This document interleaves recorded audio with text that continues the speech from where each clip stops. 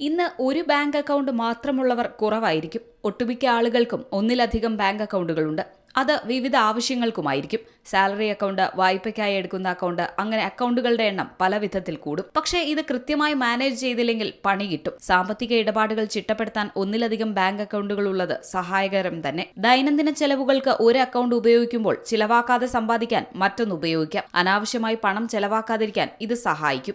EMI, bill payment എന്നിവയ്ക്കായി പ്രത്യേക account മാറ്റിവെക്കുന്നത് സാമ്പത്തിക മാനേജ്മെന്റിന് ഗുണം ചെയ്യും. ഡിജിറ്റൽ പേയ്മെന്റുകളുടെ ഇന്നത്തെ കാലത്ത് ഒരു ബാങ്ക് സെർവർ തകരാറിലായാൽ പകരം മറ്റൊരു അക്കൗണ്ട് കൈവശമുള്ളത് സഹായകരമാകും. എന്നാൽ ഒന്നിലധികം അക്കൗണ്ടുകൾ ഉള്ളത് ശ്രദ്ധിച്ചില്ലെങ്കിൽ പണിയും കിട്ടും. മിക്ക അക്കൗണ്ടുകളിലും മിനിമം ബാലൻസ് നിലനിർത്തണം. അത് നിലനിർത്തിയില്ലെങ്കിൽ ബാങ്ക് ഈടാക്കുന്ന പിഴ ചെറുതായിരിക്കില്ല. പണം നഷ്ടപ്പെടാൻ അതൊരു കാരണമാകും. ഒന്നിലധികം ഡെബിറ്റ് കാർഡുകൾ, പാസ്വേഡുകൾ, മൊബൈൽ ആപ്പുകൾ എന്നിവ ട്രാക്ക് ചെയ്യുന്ന ബുദ്ധിമുട്ടിനൊപ്പം ഉപയോഗിക്കാത്ത അക്കൗണ്ടുകളിൽ വാർഷിക ചാർജും നൽകേണ്ടി വരും. എന്നാൽ ഒന്നിലധികം ബാങ്ക് അക്കൗണ്ടുകൾ എങ്ങനെ കൃത്യമായി മാനേജ് ചെയ്യാം എന്നുകൂടി ശ്രദ്ധിക്കണം. പുതിയൊരു അക്കൗണ്ട് തുടങ്ങുന്നതിന് മുൻപ് അതിന്റെ ആവശ്യകത ഉണ്ടോ എന്ന് കൃത്യമായി പരിശോധിക്കണം. വെറും ഓഫറുകൾക്ക് വേണ്ടി അക്കൗണ്ട് തുടങ്ങാതിരിക്കാൻ ശ്രദ്ധിക്കണം. വർഷാവർഷം അക്കൗണ്ടുകൾ പരിശോധിച്ച് ആവശ്യമില്ലാത്തവ ക്ലോസ് ചെയ്യുകയും വേണം. ഫിനാൻഷ്യൽ മാനേജ്മെന്റ് കൂടുതൽ അക്കൗണ്ടുകൾ ശേഖരിക്കലല്ല, കൃത്യമായ നിയന്ത്രണമാണ് എന്നുകൂടി മനസ്സിലാക്കണം. News desk, C Malayalam news.